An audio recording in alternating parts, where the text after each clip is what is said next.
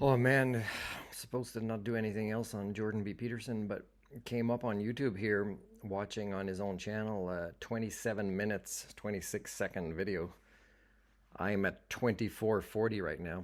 And yeah, I would at any point, like I've said before, accept a public debate with you, Jordan. But I also have stated before that I would be your counselor for free. And I would do this asking you as the patient because, man, you are really, really unwell. And the psychological abuses that this unwell, multi decade approach to look at yourself and your life through rose colored glasses has had as a negative impact on your daughter and likely your son. And I hope she's keeping herself very far from you physically now. And you can tell in this video that she kind of disagrees, but she's with certain things, and she kind of is trying to. She let's just say she can stay on topic better than you, and she could also reframe things better than you. But she still does not have, and this is mostly because of you, adult level maturation process type behaviors, and yours are even worse. So as a man child who is overwhelmed by your feelings and likely have always been, and I'm not saying feelings are bad and the ones you're having are not the right ones or whatever, it's more about your responses of your feelings and how you prove people that disagree with you right in these very videos and you don't see it. It just, this overwhelming of your own feelings makes it that you're an extremely dangerous person, psychologically speaking, to most Canadians. And again, I don't think that Trudeau is competent for the role that he's in, but I also think that Poilievre would be 1,000 times worse, and that there's no other Canadian politicians I've seen. But this is not limited to Canada either. It's related to the human condition. And this is something you're very disconnected with as much as your own pathologies. So I'm going to post this, and it's really something else I wanted to say, and I will in the other part. But I would, and the reason I would do this, well, there's probably a lot of reasons, and some of them are probably self-serving. But one of the reasons is I really believe you're harmful to Canada and your followers. And of course, even if you didn't exist, they would follow somebody similar than you because it's a human condition issue, right?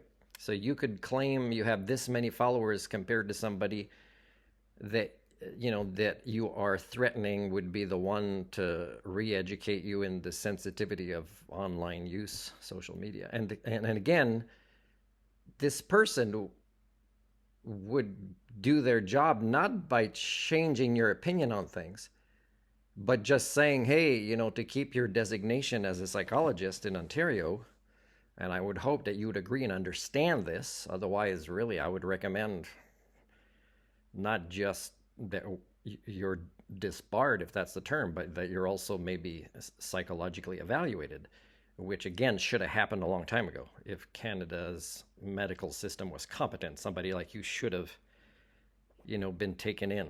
And I believe you're very harmful in that way. But the thing is, I also believe I have the skill sets to help you. And if you agreed, you would choose as the patient to either be doing this in private or with recordings.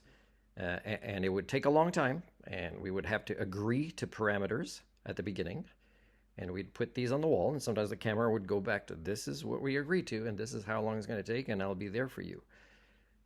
I'm not trained in social media sensitivity, but I could also kind of get somebody's curriculum, and if that was approved, I could do that with you. And again, it's not related to who's right or wrong in your opinions.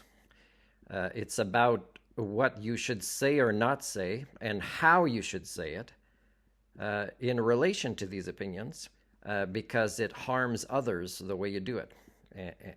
And if you see these people as anonymous and it does affect you to say that, it also harms your own daughter.